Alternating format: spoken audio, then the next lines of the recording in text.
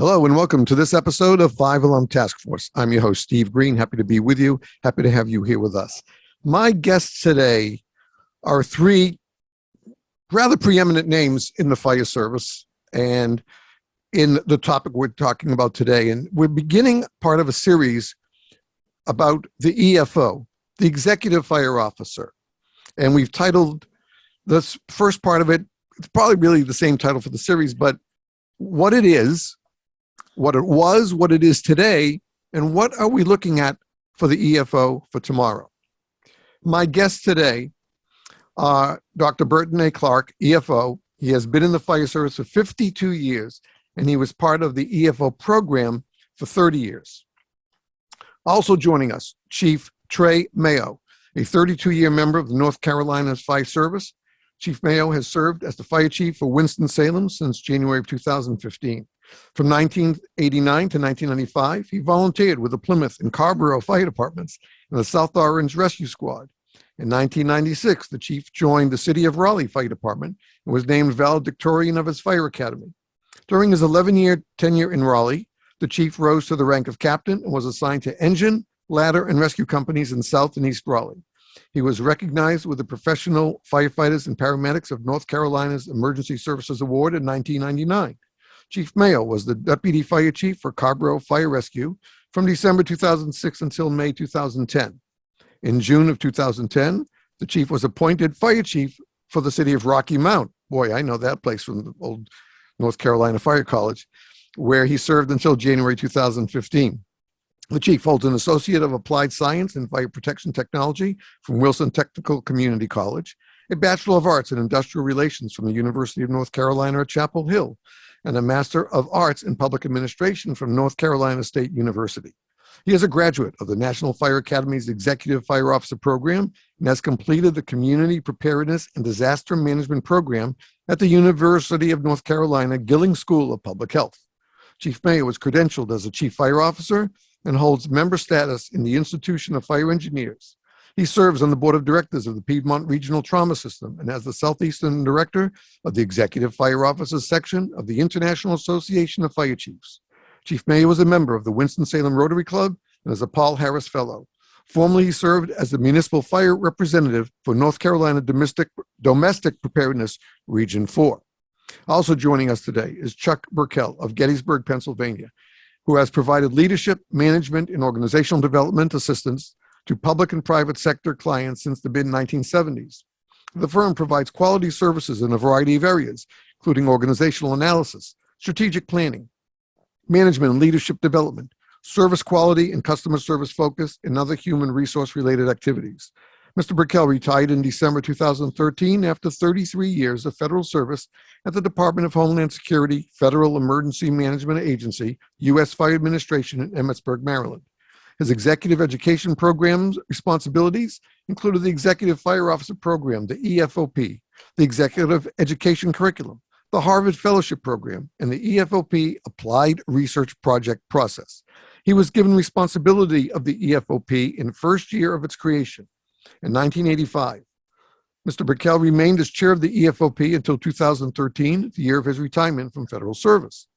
Within his federal roles, he served in key assignments at several federally declared disasters, including Hurricane Hugo, the World Trade Center attacks, Hurricane Katrina, and other incidents. Mr. Burkell has presented seminars, workshops, and keynote presentations nationally in nearly every state and in Canada. He has worked with many different public and private sector organizations within the areas of leadership, management development, and providing superior customer service. He has published numerous journal articles and served on several national standards-making committees and subcommittees. He is a recipient of the International Public Safety and Leadership and Ethics Award in 2015, the International Association of Fire Chiefs President's Award in 2010, and in 2011 was awarded the Everett Hudeberg Award from Fire Protection Publications, International Fire Service Training Association. Mr. Burkell has earned an AAS in Fire Technology, a BS in Technical Education, and a Master of Business Administration. He has served as Associate Professor at Mount St. Mary's University, instructing the independent research course within the Graduate Program of Business. His professional public service affiliations have included the American Society for Training and Development, the International Association of Fire Chiefs, having served as an associate member of the Professional Development Committee for almost 2 decades. He assisted in the development of the Chief Fire Officer Designation Certification process and the college co-curricular Dwight D. Eisenhower Leadership Development Project.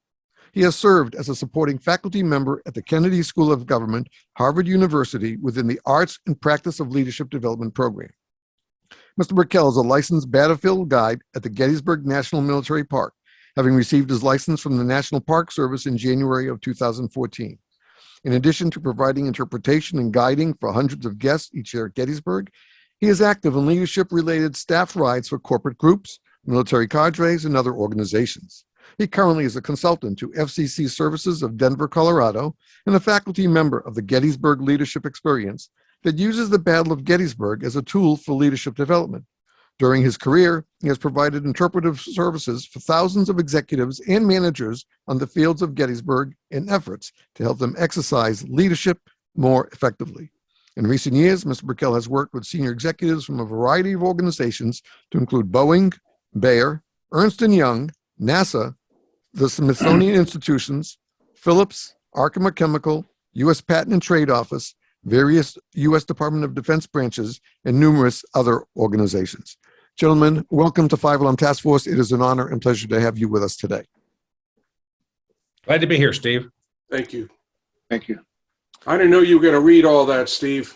That's okay. That's okay. It's important for our viewers and listeners to know who our guests are and their credentials. So we gathered today to talk about the history of EFO. And as I mentioned to Chuck early on, I think this is important because I don't think a lot of the masses, especially the younger people today, both in career and volunteer services, really know what EFO means and what it entails. So, Dr. Clark, why don't we start with you and kind of bring us through the history of the development of the concept of the EFO, and actually something that you mentioned off air that actually came before the actual EFO designation was developed. Yeah, it's important that, especially with the older you get, the more you realize how important history is, because you were there when history was made. And if the people that were there don't capture it, the next generation can miss it. So for anybody that's looking at this or wants to really understand our foundation, you can go back to America Burning, which was a presidential commission, that the Presidential Commission on Fire Protection in America, that was under the Richard Nixon administration. And they sat together for a couple of years. Then they put out a report, which was America Burning.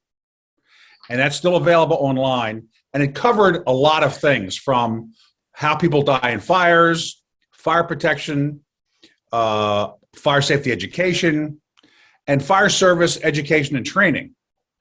So one of the recommendations in that section was the creation of a federal fire focus, which at the time became the National Fire Prevention and Control Administration. And within that organization, there were several branches, one of which was the National Fire Academy. So in that document, it talks about the need of the fire service to be trained principally in management and administration.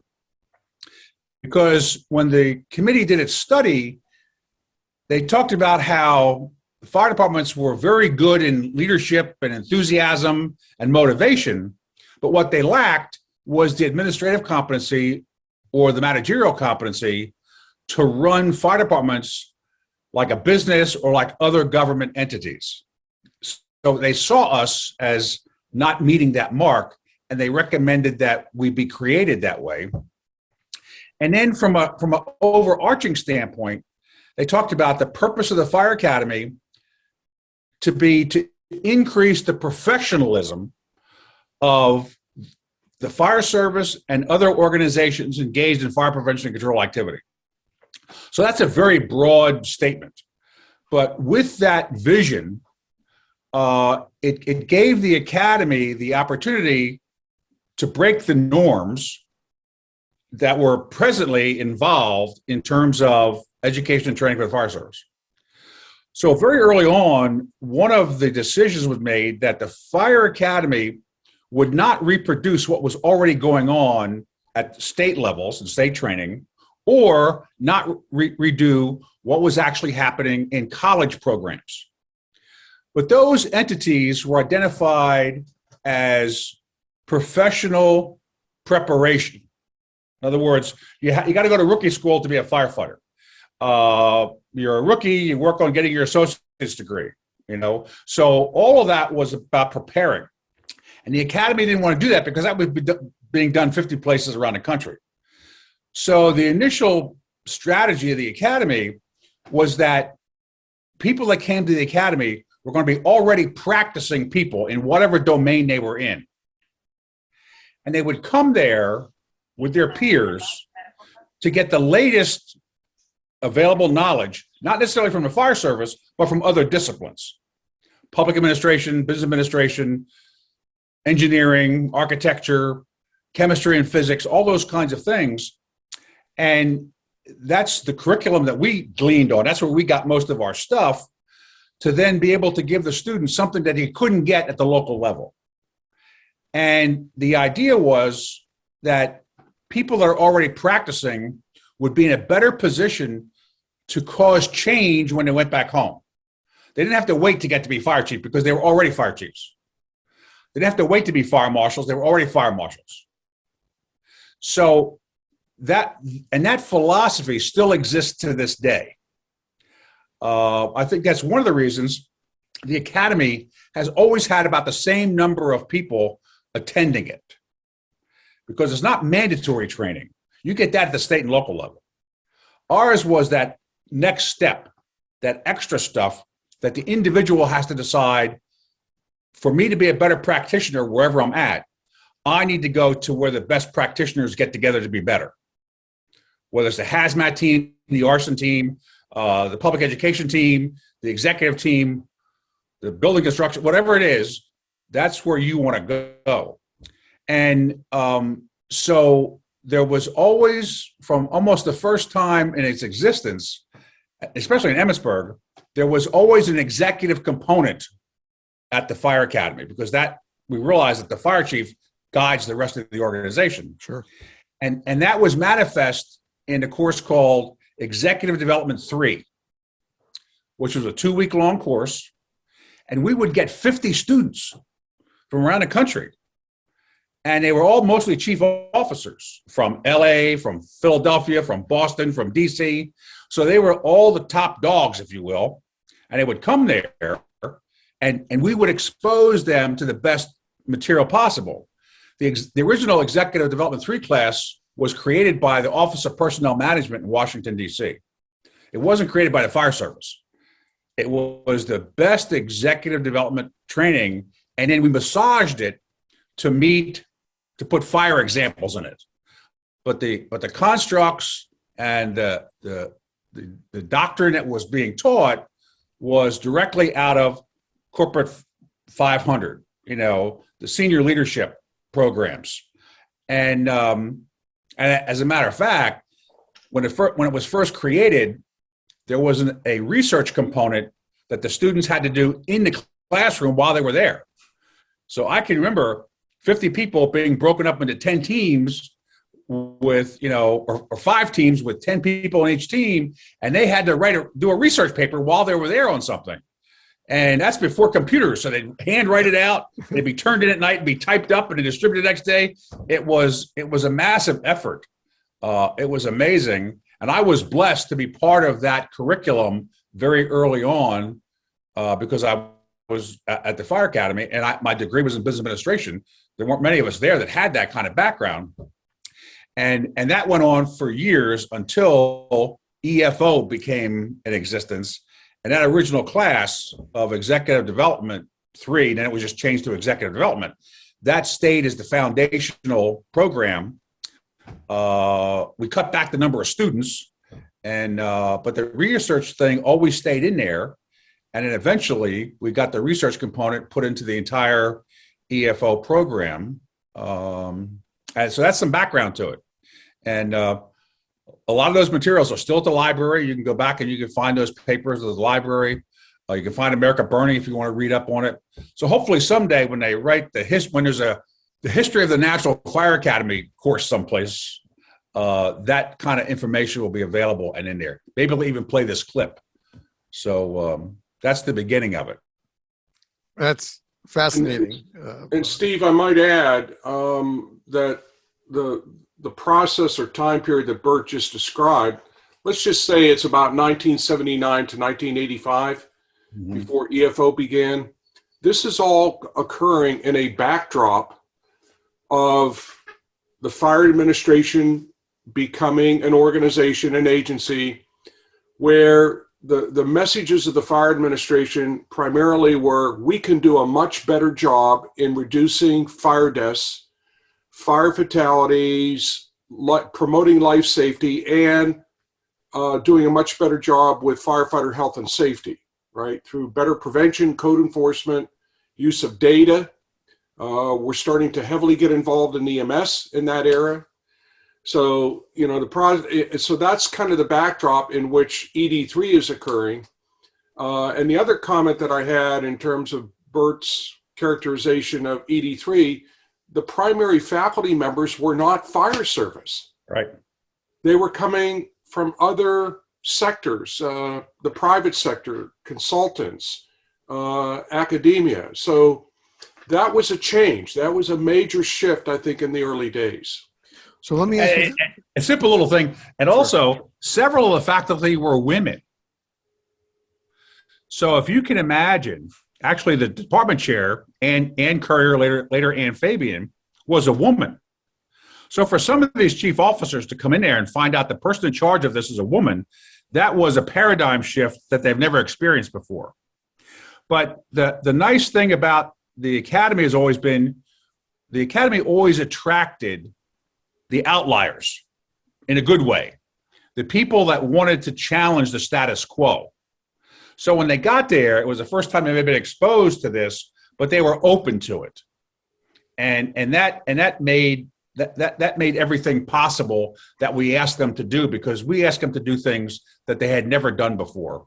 And they all stepped up and they did it, and we laughed and had a great time. We learned a lot from each other, and it was just a magical time. It's very interesting you say that, especially the fact of women on the teaching side of these courses at the beginning. I want to ask, you mentioned that with the first ED3, you were getting like 50 people in a class. Right. When you made the conversion to officially to EFO, did you still have that that level of attraction at the beginning? We didn't, because of a lot of things. There was a lot of cutback in our available money. Travel expenses went up. So classes were typically, when we went into EFO, limited to 30. So that was a major shift in that we didn't do 50 people anymore. We went to the target date of 30, and then that even assumed some no-shows. So it wasn't unusual to have 25 students in class. Right. And I want to add this because it's always been important to me. When I was at my second department outside of Syracuse, New York, I had a young neighbor who lived right down the street from me who was a junior firefighter in our department because he was only 16 at the time. And a couple of us took him under our wing to mentor him. And he was what we called a young gun at the time. On his first major call that he was able to go, we were going on a second alarm. We were going to be doing overhaul, and we were in the back of the rescue, and I was in charge and back and made sure everybody had their tanks on and tested their tanks. And just as we're pulling up, as the driver tells us on the intercom we're pulling up, I hear bells going off. I said, where the hell bells going off? Well, this young kid, Tim, had sucked his whole tank dry in the back of the rescue. But I calmed him down and changed his tank for him, and we went in and did our work. But that moment was a changing moment for him because a year later, or 2 years later, he actually applied to and was accepted to the NFA. Went down for the course, his basic course, and came back what we called a real firefighter. And he was the first one, I think, at least in that department. And I was out of there at 85. So he had done that just after I left, but I was still in touch with a lot of my friends. And they said what a difference he was. They saw him as a leader. And eventually, I think he actually went on and worked for Syracuse, had a career with the Syracuse Fire Department. So for me, that was my personal understanding and seeing just how valuable the NFA was, other than just what I was reading in the trades and stuff like that. And so learning about the development and having been, as I was talking with Chuck before we went on the air, also having been a COO of nonprofits for over 12 years, and seeing that I went into COO, would have to self-learn and have to find colleagues who would mentor me and stuff like that, to see the development of the EFO and see how it's developed over the years. And even though I've been out since 85, the fire service has always been close to me. Never let it out of my heart. I still define myself that way as a firefighter. And that's why we do this show, this podcast. We're in our 6th season, and we have our new nonprofit to help our brothers and sisters in dire need because of this. And I think that what we're seeing today, and what our listeners and viewers can watch from this as we continue to talk about this, is the true value of going above and beyond just your basic training, going to a local conference or regional conference, or even a couple of national conferences. You will get better as long as you continue to learn. As long as a firefighter is open to learn, he or she can always improve. Once they decide they don't want to learn, they should be out of the job because they don't belong here. We have to learn every single day.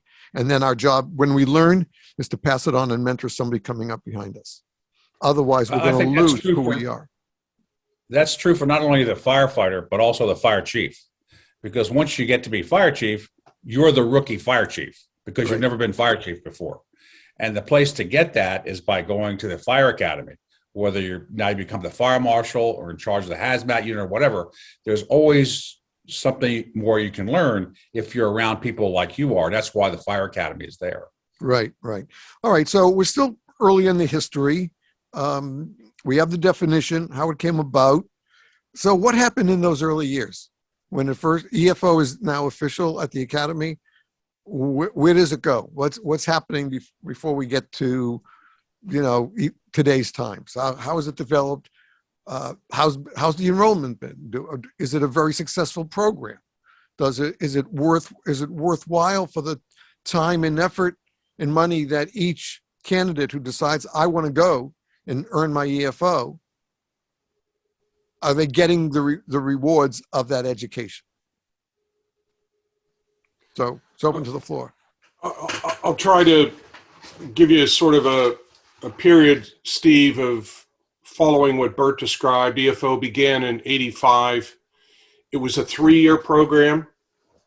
And then in 1988, new superintendent, a gentleman by the name of Bill Neville, had a very strong bias towards fire prevention. And so he didn't opt out any of the curriculum, but he said that the fire prevention curriculum has to be taken by everyone. So it was sort of a de facto. EFO now becomes a 4-year program because NFA wasn't going to give up the operations curriculum. And so that was a significant change because it reinforced the academy's bias, the fire administration's bias towards fire prevention. And I could use risk reduction, code enforcement, but I'm just going to say fire prevention. So in the early 90s, what we started to see, there were more mid-level officers applying as opposed to fire chiefs or second level. So the eligibility change where now mid-level officers were being strongly considered. We still had a lot of applicants. I think for about the first 20 years, we were always unable to accept somewhere between 100 and 150 applicants a year. But as we get into the 90s, particularly going back to Bert's comment about the academic relationship, many viewers watching this know that National Fire Academy courses are eligible for transfer credit to degree programs. So we were always trying to position the EFO courses at a graduate level or upper division baccalaureate level. So again, sort of watching the trend and also being cognizant of what Bert described early on, there was the requirement that any EFOP applicant had to have minimally a 2-year degree from a regionally accredited institution.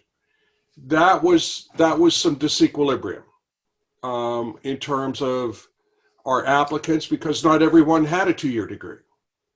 And then in later years, that ultimately would be upgraded to a 4-year undergraduate degree from a regionally accredited school. But we gave, and I can't remember the exact year, but we gave 8 years of notice when that would occur, as a way for, you know, the audiences out there to become aware of that and make a choice, right? Pushing some people towards that. So that helped with our transfer credit recommendations, because when the American Council on Education would come in to review all National Fire Academy courses and they looked at EFO courses, they see, well, the people taking these courses already have an undergraduate, right?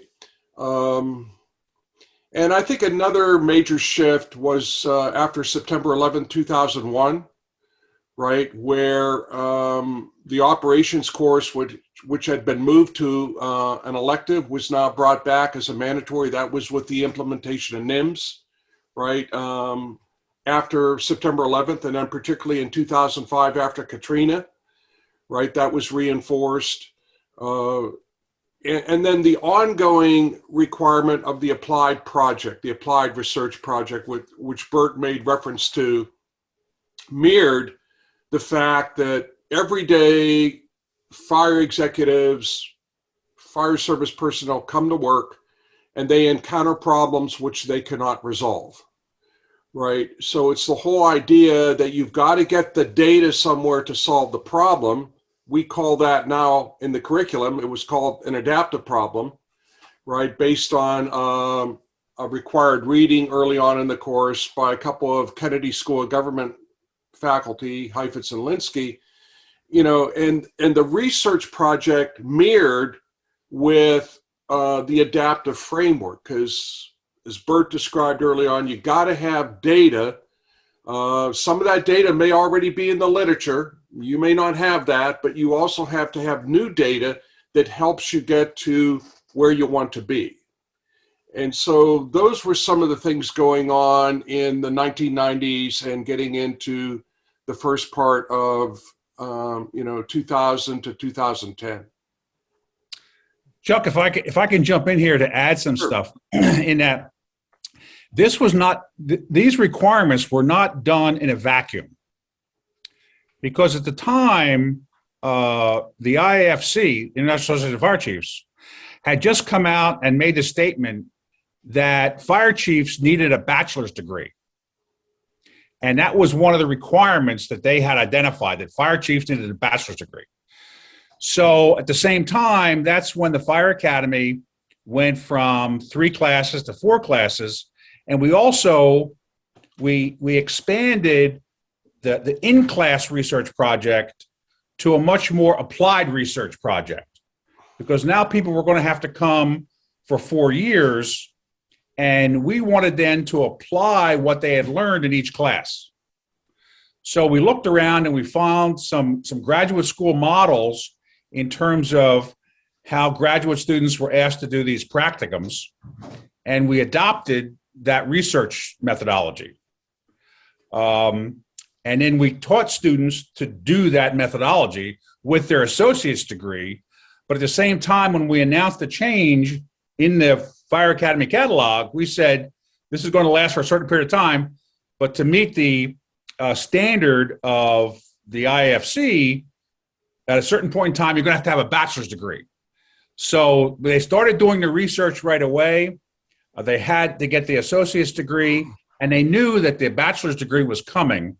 So they would have some more experience about how to do academic research and write papers.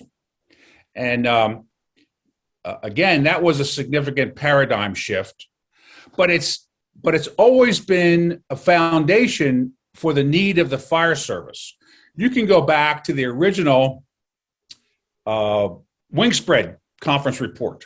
I think it was 1966. Mm-hmm.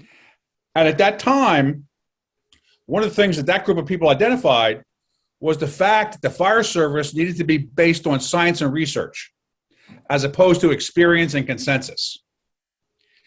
And it said that having a discipline based on science and research was the first step to it being accepted as a profession, both in the general population and in the academic world. So the academy was pushing these, not out of just because we wanted to upset everybody. Right. It was because that was the direction that historically the leaders of the day said we needed to go.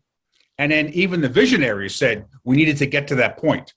So we were just doing, we were role modeling the best application of the vision of the fire service, increasing its professionalism. Going back to the mission, or the purpose of the Fire Academy, to increase professionalism, that research component based on science and research was a major part of that decision-making process. You know, we all know that the two things that firefighters detest the most are status quo and change. Yes. But yet, at the same time, yes. At the same time, right. But yet, we have seen over the years, and a lot of what you're talking about was part of my time, we've seen over the years that a lot of these changes, whether it's tactics, whether it's equipment, whether it's the national organization and the coming together of the National Fire Academy, working both with the government and with the firefighters of America, we've seen that a lot of those changes are absolutely worthwhile and definitely necessary.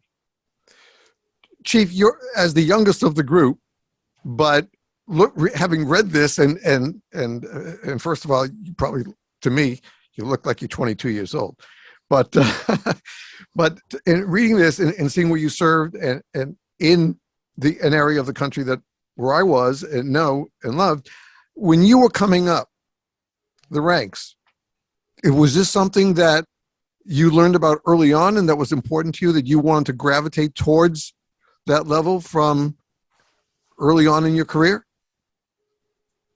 No, I don't remember when I became aware of the Executive Fire Officer Program. Sometime when I was in, I was probably 7 or 8 or 9 years on the job in Raleigh. So, that would have been my, 8th or 10th year in the career fire service.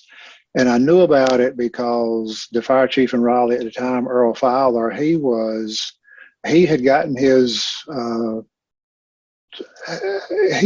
education after he was deep into the fire service, and I'm not sure if Chief Fowler was an EFOP grad or not, but he was aware of the program and supported folks in the Raleigh Fire Department furthering their formal education. So I knew of other folks in the department who had been through EFOP, and I was, North Carolina's a right to work state, and I was, being one of those firefighters who doesn't like change or the way things are, I was pretty heavily involved with the Firefighters Association, what you would call the union in some other states at the time, and I, to be honest with you. I found myself in fire administration one day. I don't remember why I was there, but I walked by Chief Fowler's office, and to my dying day, I will believe that he was looking to give me something to do other than kind of be a burr under his saddle with my association work. And he said, "Hey, you want to go to EFOP?" And I said, absolutely. I jumped at the chance, and I was able to get in, and this is what I've always believed, and Bert and Chuck can correct me if I'm wrong, but they saved, I think, 4 seats in each class were what they called key leaders, because at that time I carried the rank of lieutenant in Raleigh, which is the driver position. So I found myself in a class of peers who had been in the fire service twice as long as I had, and were wearing a lot more trumpets than I was wearing. But the experience was absolutely wonderful from the first time I set foot on the National Fire Academy campus until I graduated 4 years later. That's great to hear, and I think it's important for our listeners and viewers to hear that, because I think sometimes we're too willing to accept just the basics in life. We punch the clock at 9, we punch out at 5, we go home, we have dinner, we watch the news, we read newspaper, read the book, go to sleep. Next day is the same thing, next day is the same thing, next day is the same thing. Luckily, this job that we love to do, and it's a calling. I mean, I'm sure we all agree that not everybody's cut out for this job, but those of us who do it out of the love and the passion for serving our communities. To see that this does not have to be a pre-plan, that as the program was developing and as you were coming through, you were guided into it, and it made all the difference in your career for 4 years later, and I think that's important. Another important mark that we have to stress to our listeners and viewers about how important continuing education has to be a successful firefighter and have a successful fire service wherever you serve. And again, whether it's career or volunteer, it makes no difference. It's you want to do the best job you can to serve your community. That's why we do it. Right. And I think, something you said that I think is important for the listeners to be sure they soak up is it is important to identify people in your organization who are appropriate for being led to career development opportunities. And it is incumbent upon us as leaders in the fire service to, one, know what those opportunities are, but also to make sure that we are intentional in creating those opportunities for folks who may not otherwise have access to the opportunities or may not know about what opportunities are out there. That's so appropriate, because in my case, that's exactly what happened. I joined in 77 as a volunteer. I was working 60 hours a week at my regular job. Chief, I stopped at the firehouse because I used to visit firehouses in Boston and wherever I was. And I walked in, I saw the garage doors open and the bay doors open, and walked in, saw the shining trucks, and Captain Hall came over to me and said hello and introduced himself and showed me around. Then he said, "Oh, stand by. I think the chief would like to see you." Chief, no, I'm wearing a 3-piece suit. Why does he have to see me? Went in, met Chief Bobby T. Wilson, and walked out 20 minutes later with an application in my hand, and joined that October. And the following April, he called me and my buddy, a young man I met. He was 18 years old. We were voted in the same night at that firehouse as volunteers. He said, "I want you boys to go to the State Fire College in Rocky Mount in June." And I said, "Why me? I'm brand new. You got all these other firefighters." But he goes, "I want you to go take basic firemanship this year." So Richard and I went, and our mentor, who was one of the day guys, one of our caretakers, former Air Force firefighter, who was one of our regular guys, came with us. We took the course.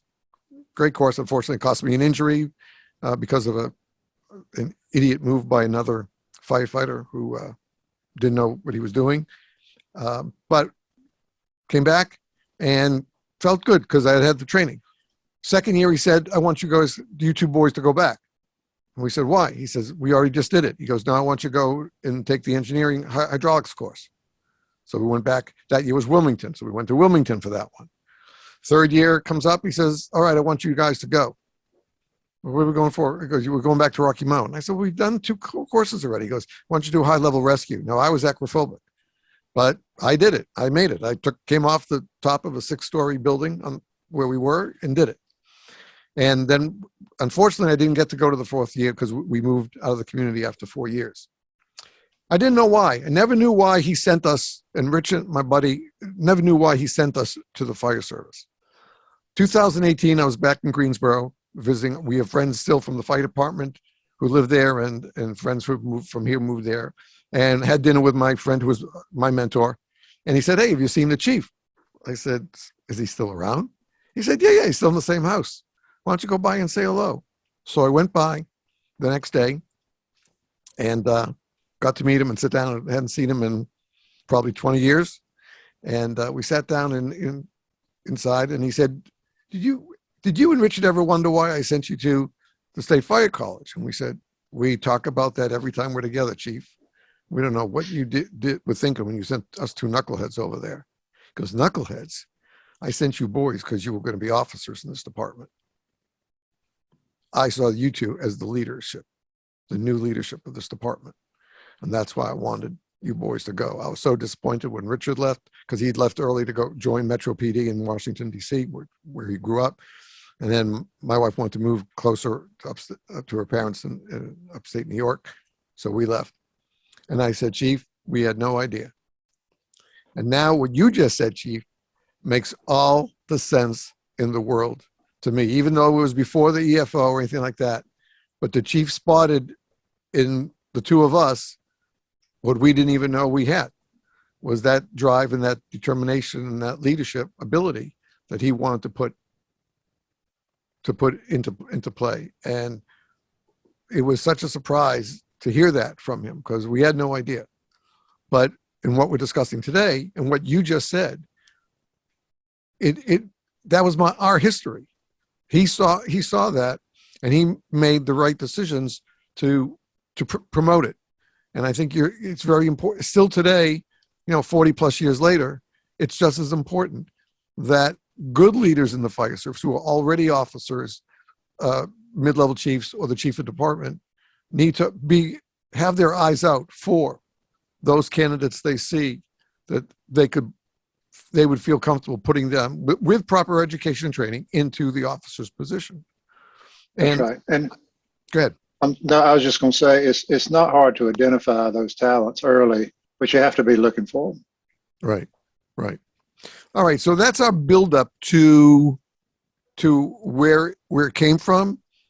And let's take the first half of where we are today. We'll do maybe another 10, 15 minutes. And then we'll come back. We'll take the quick break, and then we'll come back and do the last half of today and what we're looking at for tomorrow in this side. So where do we go next, Dr. Clark? Where's the discussion take us now? We come up through 9/11, and listen, there's no doubt in any of our minds, whether you're still active or that 9/11 brought an influx of firefighters to the American Fire Service.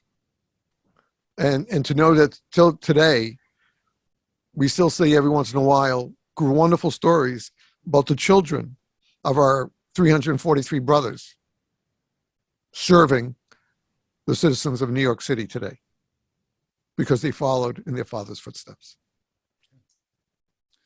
I think another, everything we say is biased by our own way of what we think is important. And I think another piece not to be lost is that very early on, if I can go back to that science and research construct, is that the other thing that the Academy tried to instill in its members is that as a practitioner, you have a responsibility to share your learning with your colleagues. I mean, that's why a profession is a profession.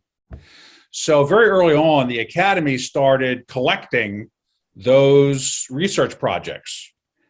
And we set a very high standard in terms of how your research paper had to be archived in the library, so people would know that it was a quality piece of work.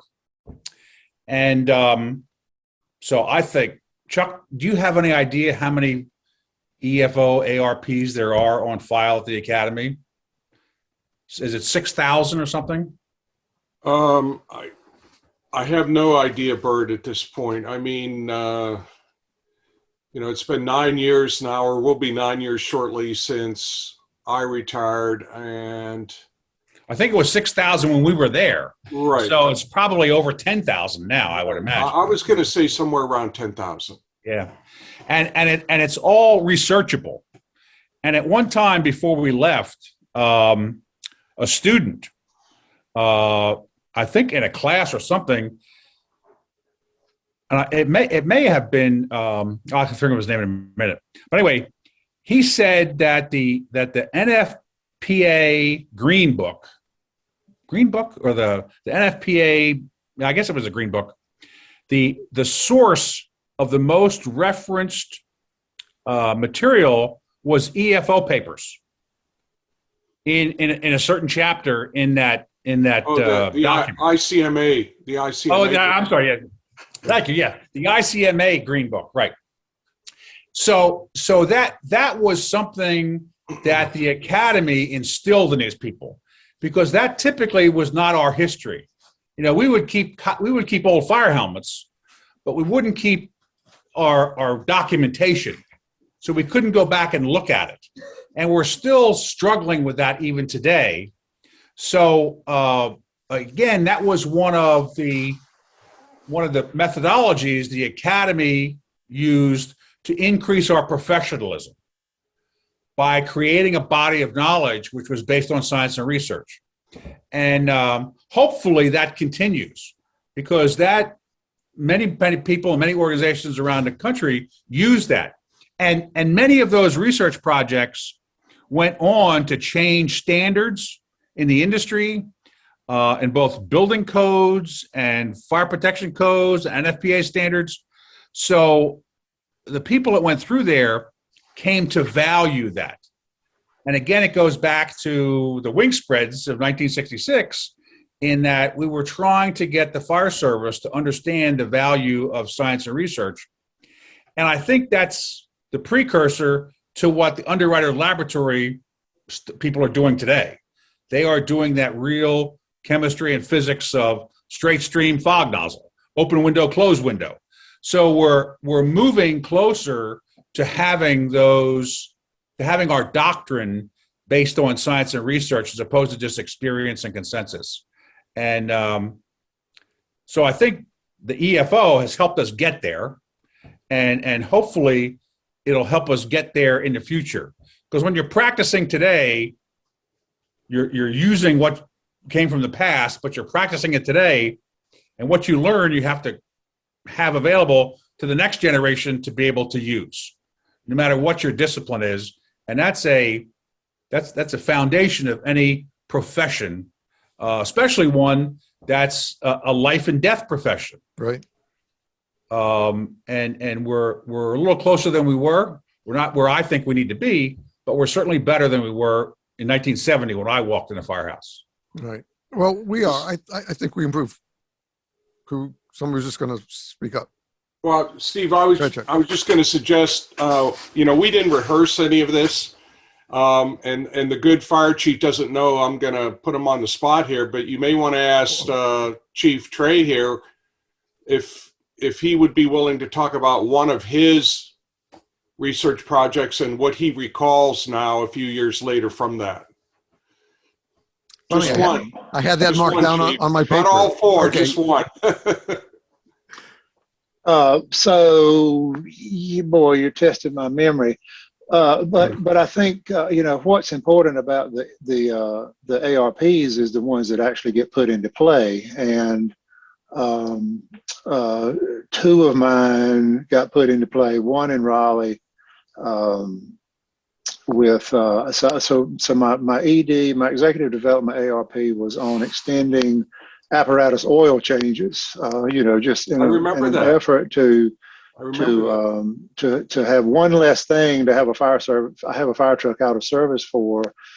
So we looked at high efficiency filtration and synthetic motor oils and taking an oil sample and doing those, so seeing if the oil, taking oil samples and seeing if the oil actually needed to be changed or if we were just doing it according to, because we had always changed the oil at 5,000 miles or once a year or whatever we were doing. And when we put that in, that got put in place in Raleigh, and it also got put in place in Rocky Mount. And each department did it with different systems, but it works. And then the other, I also did an ARP on improving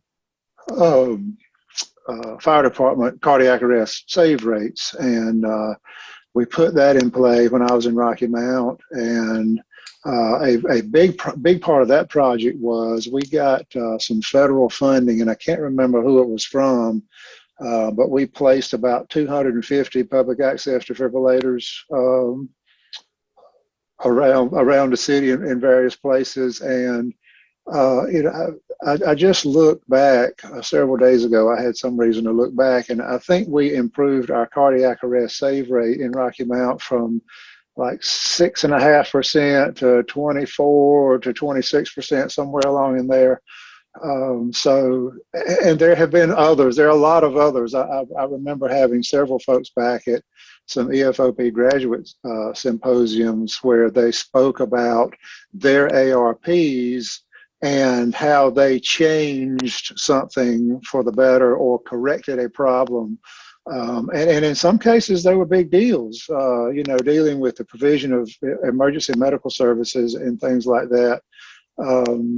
So, that body of research that the EFOP created has improved the fire service, and you will never convince me otherwise.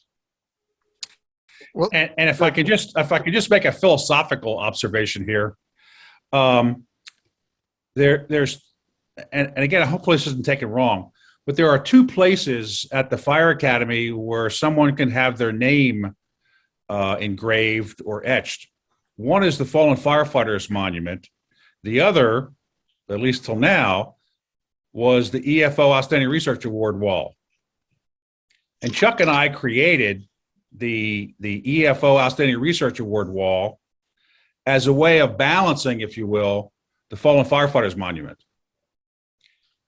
Because we know we have to honor those that have died, but at the same time, we have to honor those that help us to the next level, build the future of being a profession.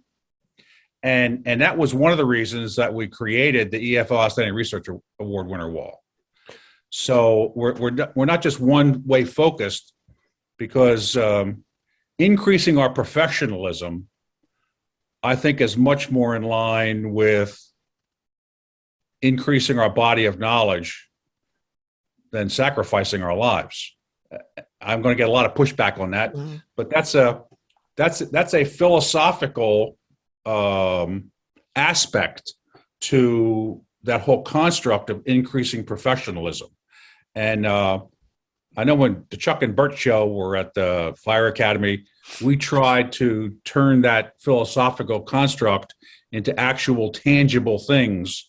So yeah, since that was brought up, I wanted to bring that up.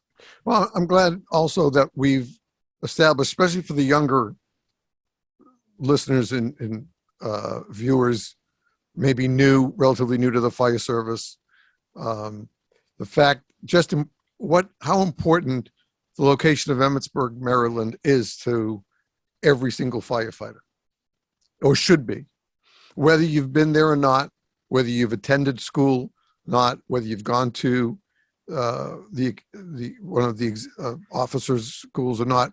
The fact is, Emmitsburg is really the heart of, right now, in my mind, and has been for many years, the heart of the American service, for the two reasons that you said, Dr. Clark, for those two reasons. Because yes, we all know that the Fallen Firefighters Foundation is there, and the monument is there, honoring our brothers and sisters who paid the ultimate price.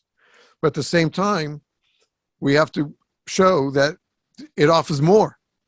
It offers us a way to be like the phoenix. We can rise from the ashes and be better. We can be better firefighters. We can be better officers, better chiefs to guide the American Fire Service into the next 20, 30, 40 years. And things will still change over that time. But that's the place where a lot of it's going to come from. And if our people see that dedication and understand the schooling and its value, then we can look forward to some of the folks who are young today, or maybe just lieutenants today, like you were, Chief, and get that bug in their bonnet about maybe there is more for me if I go to the academy. You know, and it's a simple little thing, Steve. Everybody's got their cell phones today, and everybody takes selfies. When people take selfies at the fire academy, they'll take them in front of the Fallen Firefighters Foundation Memorial. They'll take them in front of the 9/11 Memorial. But I don't think I've ever seen anybody take their selfie in front of the EFO Outstanding Research Award winners, or the little teeny tiny rock that's in front of E building about the foundation rock of why the Fire Academy was created, that talks about increasing the professionalism of fire service. You know, so there's two monuments there, Right, that are about what our purpose is and what we value, but nobody ever takes pictures of those kind of things. So does it mean anything wrong on? Maybe not, but you know, our statues and our icons mean something. right. In terms of it communicates stuff. Right. So any future students that go there, you may want to take a picture in front of the Jimmy Carter rock.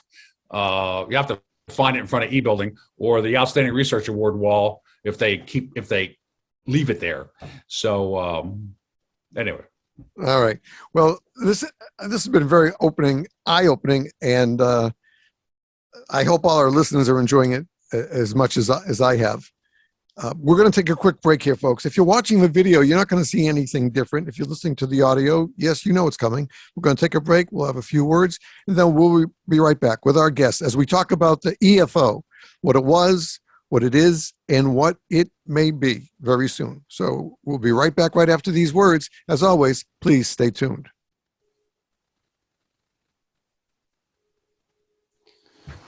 Well, welcome back, ladies and gentlemen, our viewers. And, you know, the four of us over the past couple of weeks have been talking about how we would use this opportunity to have a conversation with you about something that is near and dear to our heart, continues to be, even though we don't have direct role and responsibility.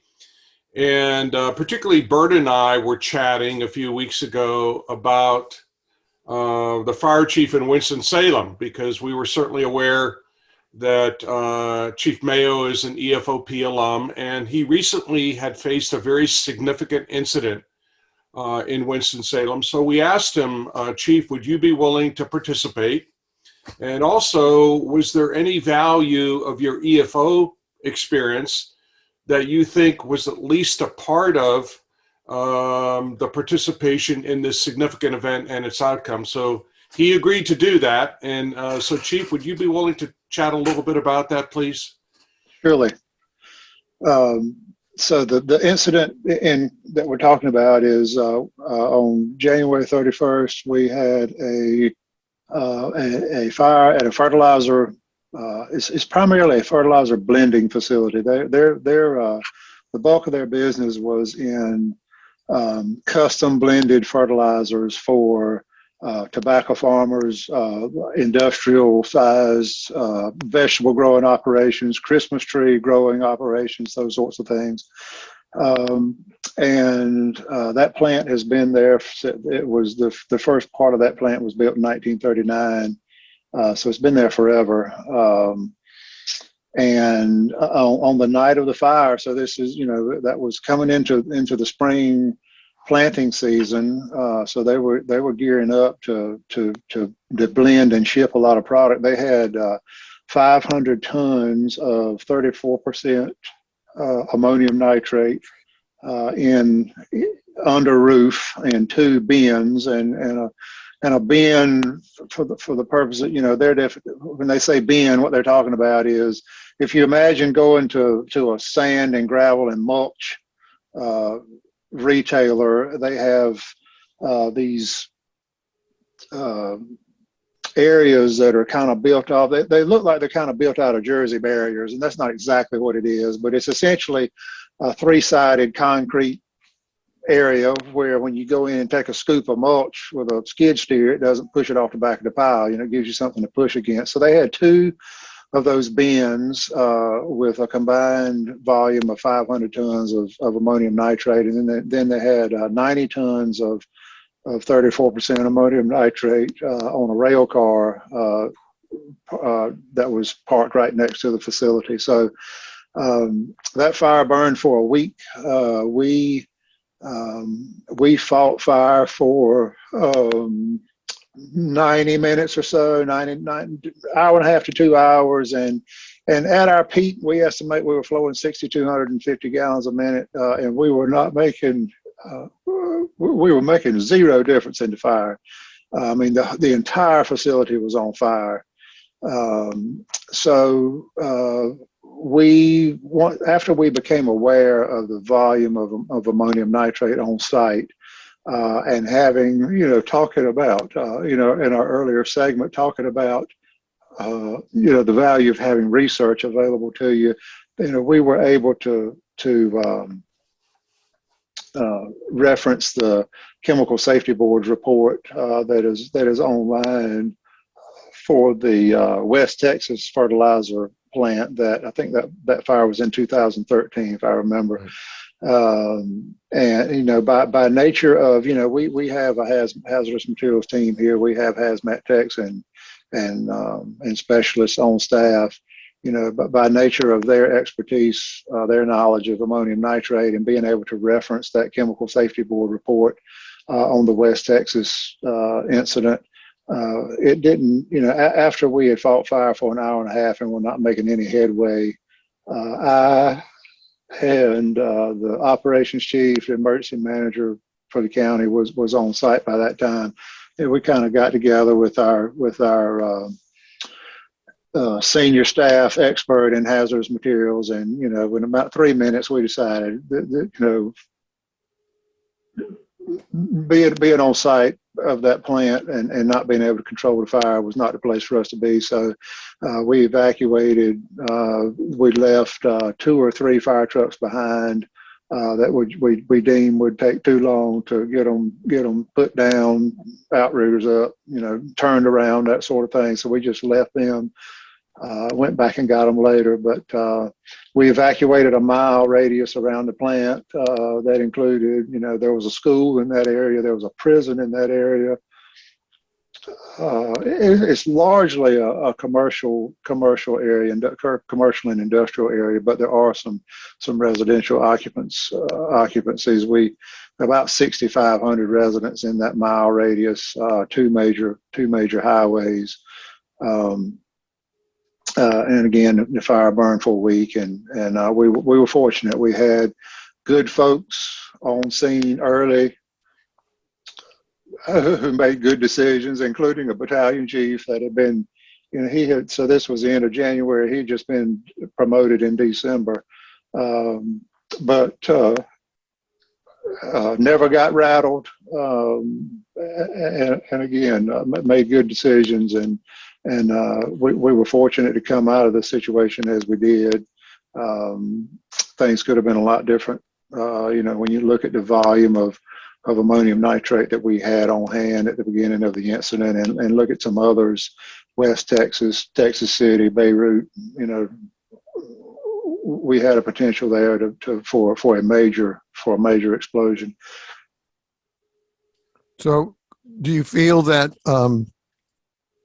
part of your strategy that you used with your other officers and advisors was something that you gleaned from your experiences going through the EFO and doing your research and growing from that point? So yeah, in general, I mean, we no part of EFOP did we tackle a fire in a fertilizer plant, but you do tackle major incidents, particularly in the third year course, the executive, what was when I went through the program, executive analysis of fire service operations and emergency management. But I think, the EFOP and the exposure that I got, not only to the course curriculum, but to my peers in the program, and to that network of contacts, that just it is part of the development of who you are and who you become as a fire chief or other leader in the fire service. So yes, I think over the course of the week that the Weaver fire burned, I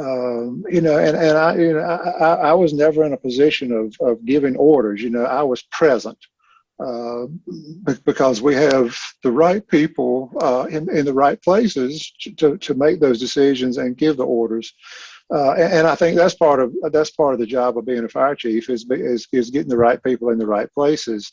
But to go back 30 seconds, I feel comfortable in saying that that we came out of that event better than we otherwise would have because of the experiences, not only for me, but we have other members of the fire department here who are either in EFOP or have completed the program. So, again, that's one of my educational experiences that makes me who I am as a fire chief.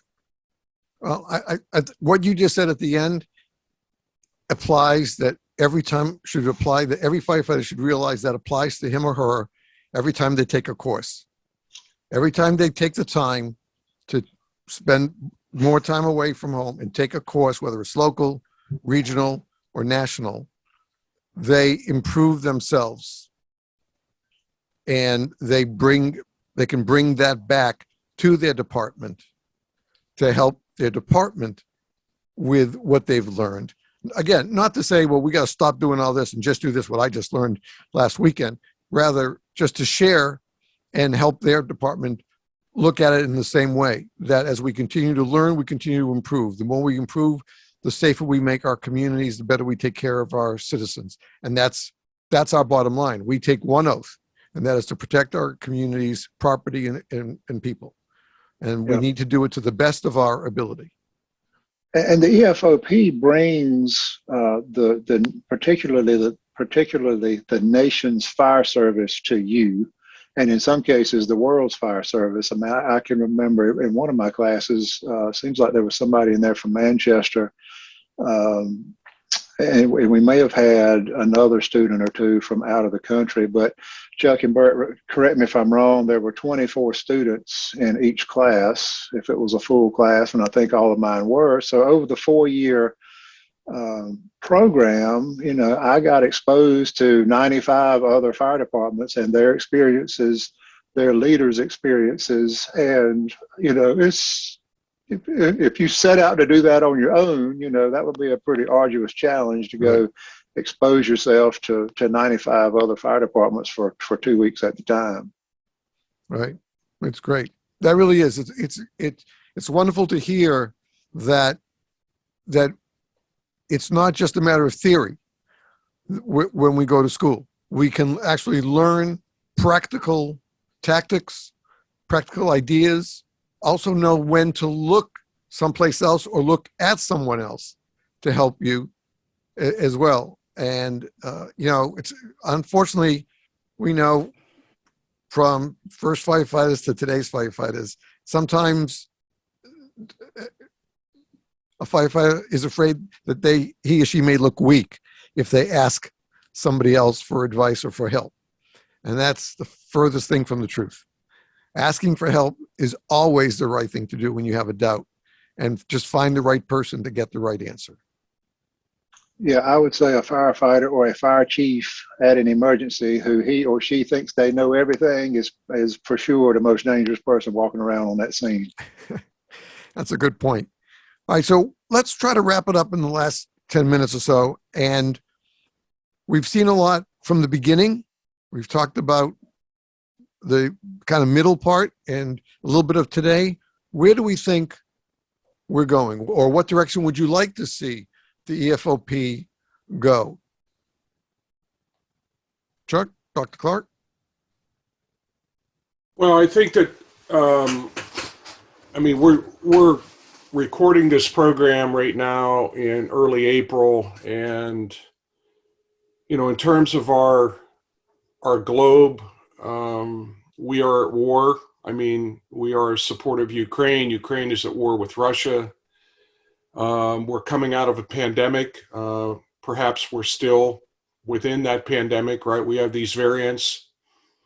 So we have these two big environmental cost of diesel fuel is pretty high right now. Cost of apparatus, cost of healthcare. Inflation is spiraling. And so we have all these challenges which are impacting community fire service, emergency services organizations, much less the entire world. And if we even go a little bit further than that, I think one of the things that perhaps we could have talked about before the break was the declining rate of volunteerism for organizations that are either completely volunteer or combination. I hear this just about every day whenever I talk to people. I live in a county here in Adams County, which is where Gettysburg is, which is all volunteer. So I see this happening within my local community as well as across Pennsylvania. The other issue I think which is very significant is diversity. I'm looking at the screen here and I see 4 Caucasian males. And so we could have talked about a little bit before the break about all the challenges over the years, and Bert knows this very well, where we were trying to increase the diversity within our executive fire officer program participants. And we knew, because we had the data, that the number of folks in EFO exceeded women and minority rates within local fire departments. But because the program was so visible at a national level, being federally funded, we had to do better than that. But I don't think that EFO, even to this day, reflects the communities in terms of their, how many women live in a community, how many minorities, or if we would say non-white in some cases, or non-black in other cases, or non-Hispanic. We are not there yet in terms of having our folks in fire and emergency services reflect the communities that they live in. And so, going back, I was really happy that the chief, talked about that incident where Chief Fowler asked him, would you like to participate in EFO? And I think the challenge is that people in positions of authority, when they're mentoring and encouraging others, not only for EFO, but all kinds of opportunities, that they're being as open as possible to including diversity in the future of their organizations. That's critical. So there are a lot of challenges, but I know we're kind of wrapping up here. One of the things that I thought of when the chief was talking about his incident and the outcome of that, I'll try to be as succinct as possible as I can on this. At the Battle of Gettysburg on the 3rd day, Robert E. Lee gave an order to his second in command, James Longstreet, to attack the Union in the center of their line. That would ultimately become known as Pickett's Charge, by the way. Longstreet was very resistive of that. He did not, we believe historically, for the most part, did not want to do that. But ultimately, Lee had one more star, right? He was the commanding general of the Army of Northern Virginia. So when we have groups of executives and managers on the battlefield and we're talking about this decision, I often will make the comment that an individual is the total sum of all of their parts. That's what I was kind of thinking, and I hope I don't embarrass the chief when he was talking about that. It wasn't only EFO, right? And the chief acknowledged that in a very humble way. It was the sum total of his life and the life of his colleagues up until that point. So I don't think Burton and I would hold up EFO and say it is the ultimate holy grail that will make you a great fire executive. But we do believe, and we struggled for many years of trying to make it at least a component that somebody would consider, because of all of the things that potentially is part of that one component. I think it's a great point. And I think thankfully we're now living in an age where a lot of our brothers and sisters can attend schooling at accredited colleges without having to travel. They're doing it online. They're able to do it, and then during a break, get over there and do whatever work they have to do on site and earn their degrees. And I think that availability, and we see that in the trades. Many of these schools advertise now in our trades, and that's very, very important. And I think it's a great advantage that our firefighters of today have to improve themselves, is that it doesn't mean you have to give up every vacation day to course. You can take your courses online, work with that school. If they're offering these courses, they know you're a firefighter. They're going to know because that's one of the programs you're applying to, and they're setting up these programs so you can work with them and they can work with you and improve yourself. And every time that happens, as I said earlier, that makes the fire service better. Because as you said, Chuck, we actually are a sum of who we are, who those around us are, and our experiences, and what we've all learned cumulatively together. Yeah. And I think that's really what it is, what it's about. And I hope that our listeners and our viewers will understand just how important it is to continue, and the opportunities that are out there for them when they continue to learn and move above just the conference level to really get schooled in the aspects of being a fire leader for today and for tomorrow. If I could take my 5 minutes to give my Please. vision of the future, I'm an EFO graduate. I mean, I was there, I taught in it, but it's still at the same time, I'm proud of being an EFO graduate. And I got that after I completed my doctorate because I valued it so much and I saw what it could do. So just like Trey said, I am the sum total of all the stuff that I've experienced. And now in my later years, I've become a little more philosophical because I can't ride on fire trucks anymore. But I think the foundation of the academy, especially on the forgotten rock, if you will, about increasing the professionalism of the fire service and others involved in fire prevention control activities. If we stick to that, our future can be something that none of us can think about today, because 100 years from now, the world will be a different place. The fire issue will be a different thing. And hopefully who's ever running the academy can go back to that rock and say, okay, what do we have to worry about in 2100 and beyond? And those opportunities are all around us. And I think EFO gets you to think that way, to think outside of yourself and a bigger picture. So I used to say that the National Fire Academy was the Harvard, West Point, and Top Gun school for the fire service, right? To try to set the tone of what we were about. But I think I'd like to see the next generation of EFO to add another school, MIT. And the reason I do that is for some reason, I get these MIT research blurbs. And MIT, some bright people at MIT have just created this material that somehow makes itself, but it's as strong as steel and as light as plastic. And they talk about the potential for that to coat our cell phones or be used in building materials. And I got to hit myself in the head and think, holy crap. I thought lightweight wood trusses were our danger. Well, they are ours, but in the future, if those people at MIT figure out how to turn that into something faster, lighter, cheaper to build with, some firefighter is going to be going into a building made of this stuff that's strong as steel and as light as plastic. What are we going to be asking that person to do?